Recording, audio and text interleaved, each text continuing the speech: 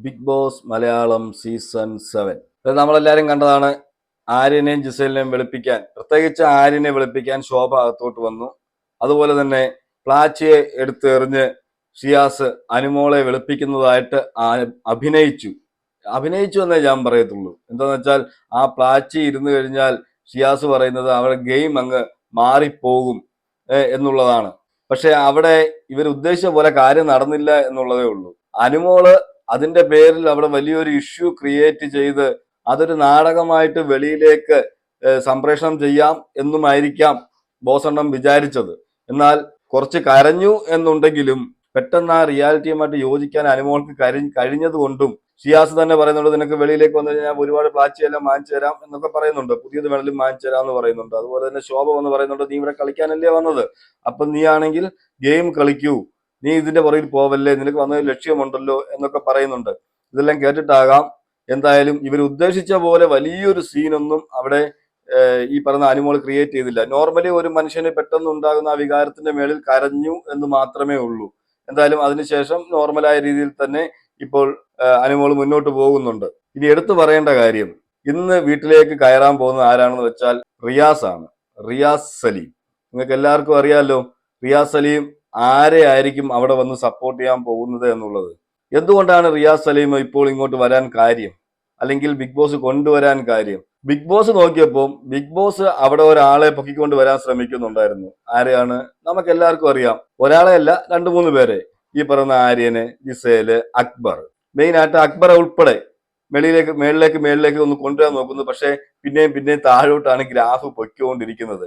പക്ഷെ അപ്പോഴാണ് ലക്ഷ്മി കാരണം ഈ പറഞ്ഞ ആദിലയും നൂറയും ഇവരെ എല്ലാം കവർ ചെയ്തുകൊണ്ട് മേളിലേക്ക് വന്നു. ലക്ഷ്മി വന്ന് പറഞ്ഞ ഒരു സ്റ്റേറ്റ്മെന്റ്, ആ സ്റ്റേറ്റ്മെന്റിന്റെ മേളിൽ വെളിയിലൊക്കെ ഒരുപാട് ചർച്ചകളാകുകയും ആദിലയ്ക്ക് നൂറയ്ക്കും കുറച്ച് സപ്പോർട്ട് കൂടുകയും ചെയ്തു. എന്ന് വെച്ചാൽ ആ വിഷയത്തിൽ സപ്പോർട്ട് കൂടി എന്നാണ് ഞാൻ പറയുന്നത്.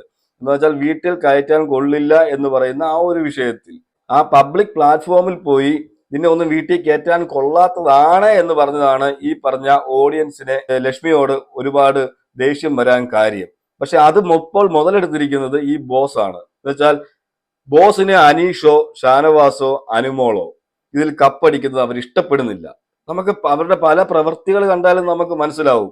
ടാസ്ക് കൊടുക്കുന്നത് നമുക്ക് കണ്ടാൽ മനസ്സിലാവും. ടാസ്ക് ബേസ് ചെയ്ത് കൊടുക്കുന്നതെല്ലാം കണ്ടാൽ മനസ്സിലാവും. അതുപോലെ എപ്പിസോഡുകൾ ശ്രദ്ധിച്ചാൽ മനസ്സിലാവും പലരുടെയും ഭാഗങ്ങൾ കട്ട് ചെയ്ത് കളയുന്നത് അറിഞ്ഞുകൊണ്ട് തന്നെ. പക്ഷെ ഇതിൽ എന്താണ്? അപ്പൊ പറയും നൂറയ്ക്ക് കഴിഞ്ഞ പ്രാവശ്യം ഒരു പവർ കൊടുത്തിരുന്നല്ലോ, ബിഗ് ബോസ് ആ പവർ തിരിച്ചെടുത്തല്ലോ എന്ന്. അപ്പൊ നമ്മളും അതിനെക്കുറിച്ച് വിമർശിച്ചിരുന്നു. എന്ന് വെച്ചാൽ ബിഗ് ബോസ് ആ കാണിച്ചത് തെണ്ടിത്തരമാണ്, അക്ബറിന് വേണ്ടി മാത്രമാണോ ഈ ബിഗ് ബോസ് നമ്മൾ ചോദിച്ചതാണ്. എന്ന് വെച്ചാൽ അവർ ഉദ്ദേശിച്ച ആൾക്ക് ഈ പവർ ലഭിക്കാത്തത് കാരണം അത് തിരിച്ചെടുത്തു എന്നാണ് നമ്മൾ പറഞ്ഞത്. അത് സത്യമായ കാര്യവുമാണ്. പക്ഷേ അപ്പോൾ ഈ വിഷയമില്ല. ഈ പറയുന്ന ഈ വിഷയം അതിനോടനുബന്ധിച്ച ഒരു ടാസ്ക് വിഷയമായി സംസാരിക്കുമ്പോഴാണ് അവിടെ ഈ ഒരു ഇഷ്യൂ ക്രിയേറ്റ് ആവുന്നത്. അപ്പോഴാണ് അവർക്കൊരു ബൾബ് കത്തിയത്. ആഹാ, ഇത് കൊള്ളാമല്ലോ, അപ്പോൾ എന്തായാലും അക്ബർ പൊങ്ങത്തില്ല, അവിടെ കിടക്കും. അപ്പോൾ ഒരു കാര്യം ചെയ്യാം, ഇവരെ നമുക്ക് മുന്നോട്ട് കൊണ്ടുവരാം എന്ന് ചിന്തിച്ചത്. അപ്പോൾ എന്തായാലും പവർ ഒരെണ്ണം എടുത്ത് കളയണമല്ലോ, അതിന് വേണ്ടിയ കളിയൊക്കെ അവിടെ അക്ബർ കളിച്ചിട്ടുണ്ട്. അപ്പോൾ അക്ബറിനെ അവിടെ അക്ബറിന്റെ ബുദ്ധി വഴിയാണ് ഇതെല്ലാം ചെയ്തതെന്ന് പറഞ്ഞ് അത് കാണിക്കുകയും പിന്നീട് അത് ഒനിയിലൊക്കെ വന്ന് സംസാരിച്ച് ഒനിയിലിന്റെ ബുദ്ധിയായിരുന്നു, ഒനിയിലിന്റെയും അബിയുടെയും ബുദ്ധിയായിരുന്നു അത്, പിന്നെ അക്ബർ ഏറ്റെടുക്കുകയായിരുന്നു എന്ന് നമുക്ക് മനസ്സിലായി. അവിടെയും അക്ബറിനെ ബൂസ്റ്റ് ചെയ്തുകൊണ്ട് വന്ന സമയത്ത് ഇങ്ങനെ ഒരു ഇഷ്യൂ ഉണ്ടായപ്പോൾ എന്നാ ഇരിക്കട്ടെ ആദിലയും നൂറയും കിട്ടി, എന്തായാലും ഇവർക്ക് 2-3 പേർക്കും കപ്പ് കൊടുക്കാൻ ഞങ്ങൾക്ക് താല്പര്യമില്ല, എന്നാ പിന്നെ ആദില നൂറയ്ക്ക് ആയിക്കോട്ടെ. അപ്പൊ വിചാരിക്കും ആദില നൂറയ്ക്ക് കപ്പ് കൊടുക്കുന്നതുകൊണ്ട് ഇവരെന്താണ് ഉദ്ദേശിക്കുന്നതെന്ന്. ആദിലയും നൂറയും അവിടെ കപ്പ് എടുക്കുവാണെങ്കിൽ ഈ ബിഗ് ബോസ് എന്ന പ്ലാറ്റ്ഫോം, മലയാളം ബിഗ് ബോസ് എന്ന് പറഞ്ഞ പ്ലാറ്റ്ഫോം ഭയങ്കരമായ ഹൈപ്പിലേക്ക് പോകും. LGBTQ കമ്മ്യൂണിറ്റിയിൽ നിന്നും വന്ന് ഇവർ കപ്പ് ഉയർത്തിയിരിക്കുന്നു എന്ന് പറഞ്ഞാൽ ഇത് ഉറപ്പായിട്ട് ഇന്ത്യ മുഴുവൻ ചർച്ചയാവും. അത് പ്രത്യേകം ശ്രദ്ധിക്കേണ്ടത്, ഇന്ത്യ മുഴുവൻ ചർച്ചയാകുക തന്നെ ചെയ്യും. പക്ഷെ അതിനുള്ള ഒരു സാഹചര്യമാണ് ഇപ്പോൾ ബിഗ് ബോസ് ഒരുക്കി കൊടുക്കുന്നത്. നിങ്ങൾക്ക് ചിന്തിച്ചാൽ അത് കൃത്യമായിട്ട് മനസ്സിലാവും. ആദില നൂറയുടെയും ലക്ഷ്മിയുടെയും വിഷയം, ഈ വിഷയത്തിൽ ഫാനിസം നോക്കാതെയാണ് ഞാൻ കണ്ടിടത്തോളം എല്ലാവരും സപ്പോർട്ട് ചെയ്തിരിക്കുന്നത്.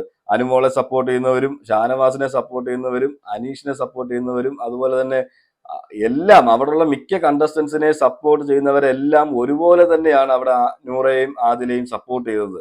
പക്ഷെ ആ സപ്പോർട്ട് കൊണ്ട് ഇപ്പോൾ ഗോൾ അടിക്കാൻ ശ്രമിക്കുന്നത് ബിഗ് ബോസ് ആണ്. ബിഗ് ബോസ് എന്ന് പറഞ്ഞ ഷോ, മലയാളം ബിഗ് ബോസ് എന്ന് പറഞ്ഞ ഷോ ഇന്ത്യ മൊത്തവും വലിയൊരു പേരായി മാറും. ഈ ഡയറക്റ്റ് ചെയ്യുന്ന ഡയറക്ടർക്കും അതൊരു വലിയൊരു ഇമേജ് ആണ്.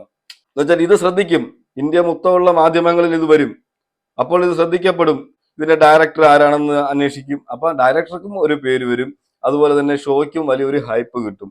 ഇതാണ് ബിഗ് ബോസിന്റെ അടുത്ത നീക്കം, ബിഗ് ബോസ് മലയാളത്തിന്റെ അടുത്ത നീക്കം. അതുകൊണ്ടാണ് നാളെ റിയാസ് സലീമിനെ കൊണ്ടുവരുന്നത്. റിയാസ് സലീമിനെ അവിടെ കൊണ്ടുവരുന്നത് തന്നെ ആദില നൂറയ്ക്ക് സപ്പോർട്ട് കൂട്ടുക എന്നുള്ള ലക്ഷ്യം കൊണ്ട് മാത്രമാണ്. അവിടെ വരികയും നിങ്ങൾ ശ്രദ്ധിച്ചു നോക്കണം, നാളെ റിയാസ് സലീം വരുന്നത് തന്നെ ഈ റിയാസ് വന്ന ഉടനെ ചെയ്യാൻ പോകുന്നത് അവിടെയുള്ള അനീഷിനെയും അനുമോളെയും ഷാനവാസിനെയും ആയിരിക്കും മിക്കവാറും ടാർഗറ്റ് ചെയ്യുന്നത്. അതുപോലെ തന്നെ ഈ പറഞ്ഞ ലക്ഷ്മിയെയും. ഇവരെ ടാർഗറ്റ് ചെയ്തുകൊണ്ടുള്ള ഒരു ഗെയിം ആയിരിക്കാം നാളെ റിയാസ് അവിടെ കാഴ്ചവെക്കാൻ പോകുന്നത്.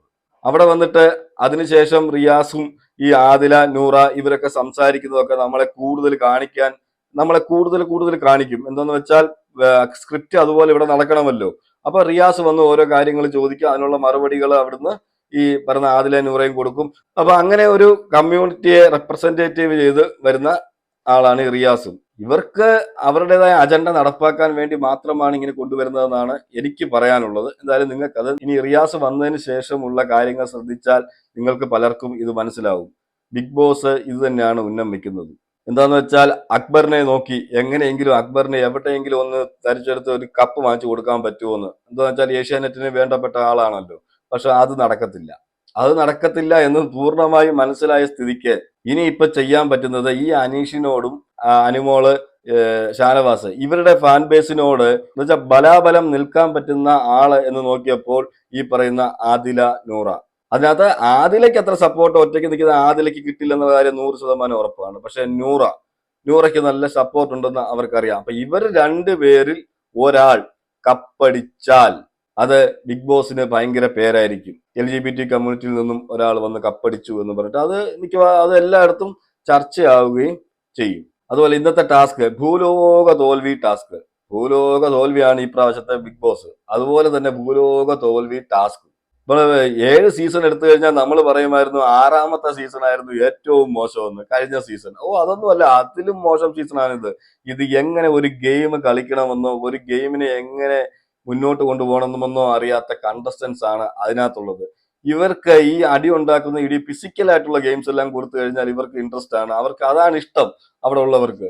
പക്ഷെ ഇങ്ങനെ കൊടുക്കുന്ന ഗെയിം വരെ ഫിസിക്കലാക്കി മാറ്റാൻ ശ്രമിക്കുന്ന കുറച്ചു പേര്. ശരി, ഗെയിം എങ്ങനെയാണെന്ന് ഇവർക്ക് ഇപ്പോഴും മനസ്സിലായിട്ടില്ല. ഒരു ഹോട്ടൽ, ആ ഹോട്ടലിൽ 2 ഗസ്റ്റുകൾ വരുന്നു, ആ ഗസ്റ്റുകളെ ട്രീറ്റ് ചെയ്യുക അതാത് രീതിയിൽ. ഹൗസ് കീപ്പിംഗ് ആണെങ്കിലും റൂം സർവീസ് ആണെങ്കിലും കിച്ചൺ ആണെങ്കിലും അങ്ങനെയുള്ള കാര്യങ്ങളെല്ലാം നമ്മളും പല പല ഹോട്ടലുകളിൽ പോയിട്ടുണ്ട്.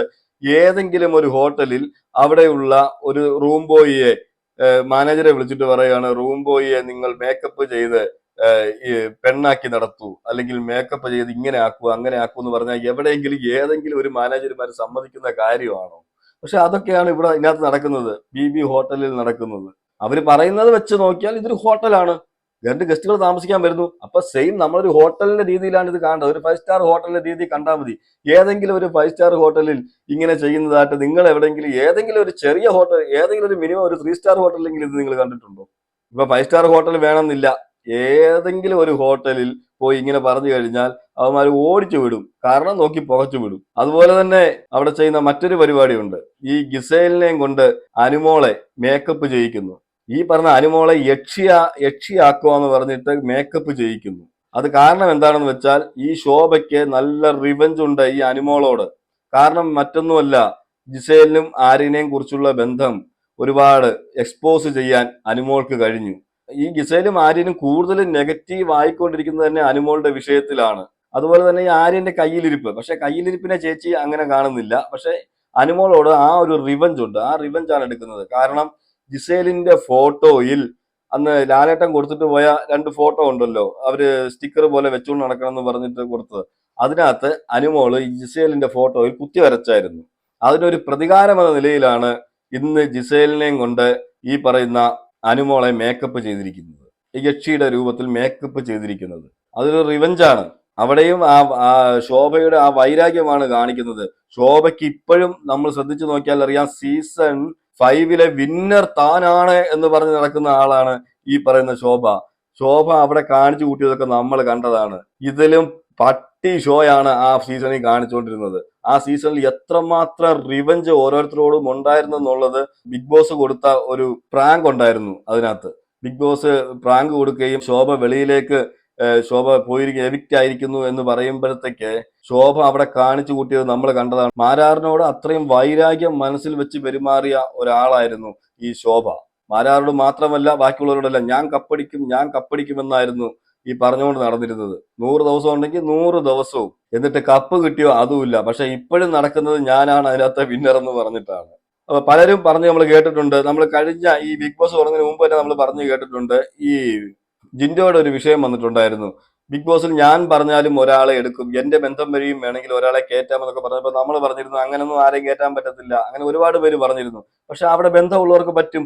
ശോഭ അവിടെ സീസൺ 5 കളിച്ചുകൊണ്ടിരുന്നപ്പോൾ എന്താണ് ചെയ്തുകൊണ്ടിരുന്നത്? സീസൺ 5 ശോഭ ഞാൻ ജയിക്കുമെന്ന് പറഞ്ഞുകൊണ്ടിരുന്നത്. ശോഭ വെളിയിൽ ഇതുപോലെ എല്ലാം സെറ്റ് ചെയ്ത് വെച്ചിട്ടായിരുന്നു അകത്തോട്ട് കയറിയത്. പക്ഷെ അകത്ത് കയറിയപ്പോഴാണ് തന്നെക്കാൾ വലിയ ആൾ അവിടെ ഉണ്ടെന്ന് പിന്നെയാണ് മനസ്സിലായത്. മാരാറിനെ അതുകൊണ്ട് ഒരുപാട് നെഗറ്റീവ് ആക്കാൻ ശ്രമിച്ചു. അതുപോലെ തന്നെയാണ് ഈ ആര്യന്റെ കാര്യം.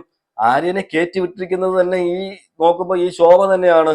ശോഭ എല്ലാം പറഞ്ഞു കൊടുത്തിട്ടുണ്ട്. നീ അവിടെ എന്ത് കാണിച്ചെന്ന് പറഞ്ഞാലും നിന്നെ സപ്പോർട്ട് ചെയ്യാൻ ഞങ്ങൾ വെളിയിൽ ആളെ നിർത്തിയിട്ടുണ്ട്, നിനക്ക് അവിടെ എന്തും കാണിക്കാം. ആ ഒരു ബലത്തിലാണ് ഈ ആര്യൻ അവിടെ കിടന്ന് ഈ കളിയെല്ലാം കളിക്കുന്നത്. ശോഭയുടെ ആ ബന്ധം വെച്ച് എന്നുവെച്ചാൽ ഈ ഏഷ്യാനെറ്റും എന്റർമോൾ ഷൈനുമായിട്ടുള്ള ഒരു ബന്ധം ഉണ്ടാവുമല്ലോ. ആ ശോഭയുടെ ആ ബന്ധം വെച്ചാണ് ആര്യൻ അവിടെ ഈ തെണ്ടിത്തര എല്ലാം കാണിച്ചുകൊണ്ടിരിക്കുന്നത്. അപ്പൊ എന്തായാലും ബിഗ് ബോസിന്റെ പുതിയ അടവ് എന്താണെന്ന് വെച്ചാൽ അനുമോളെ, അനീഷ, ഷാനവാസ് ഇവർക്കെതിരെ ഒരാളെ തിരിക്കണമെന്നുണ്ടായിരുന്നു. എന്നുവെച്ചാൽ ഇവരുടെ ഫാനിസത്തെ ബാധിക്കുന്ന രീതിയിൽ അല്ലെങ്കിൽ ഇവരുടെ വോട്ടുകൾ കുറയ്ക്കാൻ വേണ്ടി ഒരു ടേണിംഗ് പോയിന്റ് ഉണ്ടാക്കണമെന്നുണ്ടായിരുന്നു. ആ ടേണിംഗ് പോയിന്റ് ആണ് ഇപ്പോൾ ആദില, നൂറ. ഇതിൽ രണ്ടുപേരിൽ ഒരാൾ, അത് എനിക്ക് നൂറയായിട്ടാണ് എനിക്ക് തോന്നുന്നത്, കുറച്ചും കൂടെ മുന്നോട്ട് ഇവരുടെ കൂട്ടത്തിൽ തന്നെ കൊണ്ടുവരികയും പിന്നെ ഇതുപോലെ എന്തെങ്കിലും ഒരു അലിഗേഷൻസ് ഉണ്ടാക്കി വിട്ട് കഴിഞ്ഞാൽ ഇവരെ കൊണ്ട് കപ്പടിപ്പിക്കാമല്ലോ എന്നുള്ളൊരു തോന്നലുമാണ്. പക്ഷെ ഞാൻ ഇപ്പോഴും പറയുന്നത് ഒരിക്കലും നോറയ്ക്കൊന്നും കപ്പടിക്കാനുള്ള ഒരു വോട്ടിങ്ങോ കാര്യങ്ങളോ ഒന്നുമില്ല, അത് ഉണ്ടാവത്തില്ല. ആ ഒരു വിഷയത്തിൽ ആരാണെങ്കിലും ഫാനിസം നോക്കാതെ സപ്പോർട്ട് ചെയ്യും. ആ ഒരു സപ്പോർട്ടിന്റെ മേളിൽ മാത്രമാണ് നൂറയ്ക്കും ആദിലയ്ക്കും ഇത്രയും സപ്പോർട്ട് വന്നത്, അത് ലക്ഷ്മിയോടുള്ള ആ ഒരു എതിർപ്പില്. പക്ഷെ അതിപ്പോൾ മുതലെടുത്ത് ഗെയിം കളിക്കാൻ തുടങ്ങുന്നത് ബിഗ് ബോസ് ആണ്. ഞാൻ എൻ്റെ ഒരു കാഴ്ചപ്പാടാണ് പറഞ്ഞത്. നിങ്ങളുടെ കാഴ്ചപ്പാടുകൾ എന്താണെന്നുള്ളത് നിങ്ങൾ കമന്റ് ചെയ്യുക. മറ്റൊരു വീഡിയോ ആയിട്ട് നമുക്ക് കാണാം.